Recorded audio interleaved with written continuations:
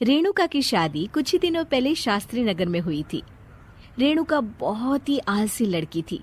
वो दिन भर बेड पर सोती रहती या फिर मैगजीन पढ़ती रहती और घर के काम भी धीरे धीरे ही करती। एक दिन उसकी सास उसके पास आती है। बहू, आज बेसन का चिला बना दे, बड़ा मन कर रहा है। हाँ मम्मी जी, बनाती हूँ थोड़ी देर में। थोड़ी देर में?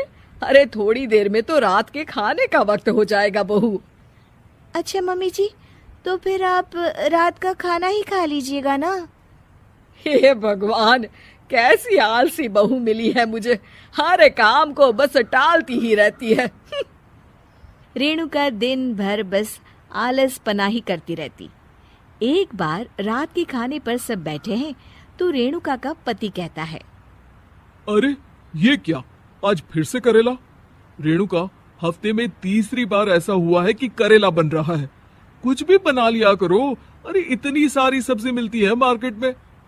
हाँ, पर अब कौन मार्केट जाए और सब्जी लेकर आए, इसीलिए जो था घर पर वही बना दिया। बहू, फ्रिज खोल कर देखती तो पता चलता कि सारी सब्जियां रखी होती है, पर तुम्हारा आलसपन खत्म हो तो तुम्हारी नजर जाए ना। विशाल कमरे में आकर रेणुका से पूछता है, रेणुका, मैंने कहा था तुमसे कि मेरे लिए रुमाल ले आना। मेरे सारे रुमाल खराब हो गए हैं। तुम ले आई क्या? आज नहीं गई, कल ले आऊंगी। ओफो, पिछले 4 दिनों से मैं यही सुन रहा हूँ। बिना रुमाल के ऑफिस जाना पड़ रहा है। तुम तो बहुत ही आलसी होती जा रही हो रेणुका। आपको रुमाल की जरूरत है ना, तो खुद ही खरीद लीजिए ना। हाँ, अब वही करूंगा। तुम्हारे भरोसे बैठा रहा तो कुछ नहीं होगा।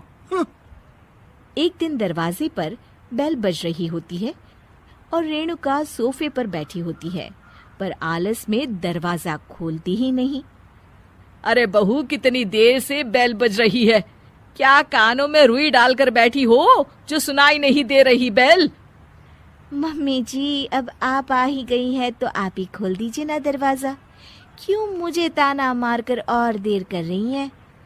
अरे वाह, उल्टा चोर कोतवाल को डांटे। सास दरवाजा खोलती है तो उसकी पड़ोसन दरवाजे पर खड़ी होती है। दरवाजा खोलने में इतनी देर क्यों हो गई? सब सो गए थे क्या? और ये भी कोई वक्त है क्या सोने का? हाँ?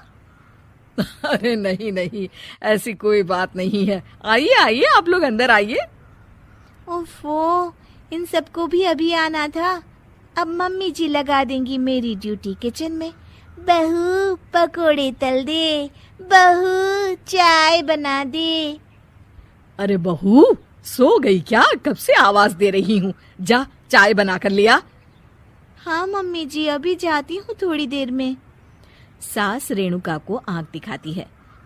मतलब थोड़ी ही देर लगेगी चाय बनाने में, अभी ले आती हूँ, बस झटपट। रेणुका रसोई में जाती है और इसी आलसीपन में वो चीनी की जगह नमक डाल देती है। जैसे ही सब चाय का घूंट भरते हैं, चाय थूक देते हैं। थू थू थू थू, ये कैसी चाय बनाई है तूने रेणुका? इसमें तो सारा नमक भरा है। हाँ, और ये पकोड़े, इसमें इतनी मिर्च है कि मेरी तो हालत ही खराब हो गई खाकर।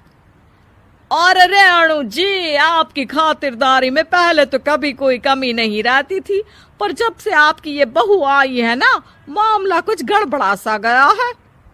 हाँ हाँ, जहाँ आप इतनी एक्टिव हैं, वहीं आपकी बहू एकदम आलसी, एकदम राम मिलाई जोड़ी लगती है।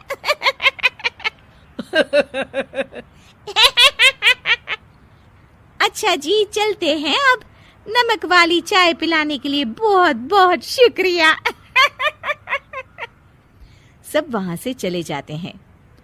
अरे तूने तो मेरी नाक ही कटा दी बहू। वे लोग क्या सोच रहे होंगे मेरे बारे में?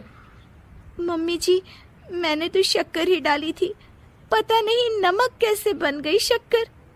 शक्कर नमक नहीं बना बहू रानी, तुम्हारा ये जो आलसपना है ना, ये उसी का नतीजा है। सॉरी मम्मी जी, अब मैं ये आलसपन छोड़कर सारे काम अच्छे से मन लगाकर करूंगी।